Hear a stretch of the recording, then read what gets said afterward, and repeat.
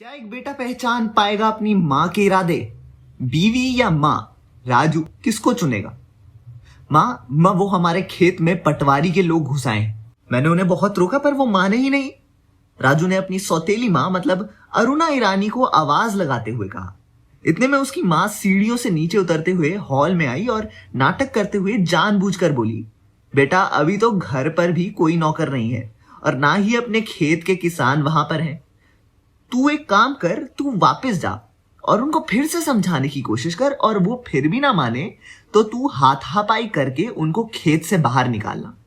बेटा फिल्म की अरुणा को अपने सौतेले बेटे मतलब अनिल कपूर के बारे में अच्छे से मालूम था कि वो कितना कमजोर है और किसी को मारना तो दूर की बात, वो किसी को ऊंची आवाज में जवाब ही नहीं दे सकता था। पुरानी फिल्मों में तो हमें ऐसा ही कुछ देखने को मिला था, लेकिन इस बार सीक्वल में ऐसा कुछ भी नहीं होगा, बल्कि इस बार राजू और सरस्वती का बेटा सुंदर अपनी माँ को आवाज लगाकर कहेगा, मॉम मुझे इस जायदाद में मेरा भी हिस्सा चाहिए, नहीं तो मैं कुछ कर लूंगा। और सरस्वती जो अच्छे से जानती है कि उसका बेटा कितना बिगड़ा हुआ है और वो पैसों को हवा में उड़ा देगा, तो वो नहीं चाहती कि इतनी मेहनत से कमाई गई पूंजी को वेस्ट किया जाए। लेकिन सुंदर को अपनी माँ के इरादों की भनक तक नहीं है कि वो सारी प्रॉपर्टी दान करने वाली है। लेकिन वही सुंदर का पिता मतलब राजू भी अपने बेटे का साथ देना चाहता है, क्योंकि राजू अब खुद भी हवा में उड़ने लगा है और सोने पे सुहागा उसकी वो सौतेली माँ नागमणि जो आज भी जिंदा है और वो अपने पोते को जान से भी ज्यादा प्यार करती है। और अब तीनों एक तरफ हो चुके हैं और बेचारी सरस्वती ऐसी अकेली पड़ गई है।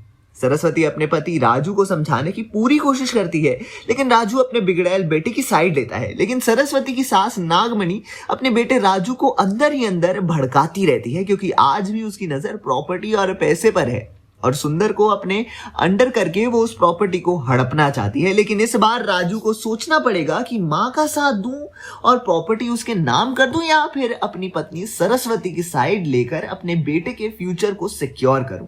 और इस तरीके से और इस मोड़ से कहानी को आगे बढ़ाया जाता है। तो इस सीक्वल में राजू को एक को चुनना तो पड़ेगा, या तो बीवी सही होगी या उसकी वो बिगड़ैल बेटा सुधर जाएगा। बाकी सारा फैसला सरस्वती ने राजू पर छोड़ दिया था और अब राजू ही तय करेगा कि आगे क्या करना है। और इसके बाद की पूरी कहानी हमें और आपको इसके सीक्वल में अच्छे से देखने को मिलेगी। तब तक के लिए देखते रहिए हमारा चैनल बॉलीग्राज स्टूडियोज।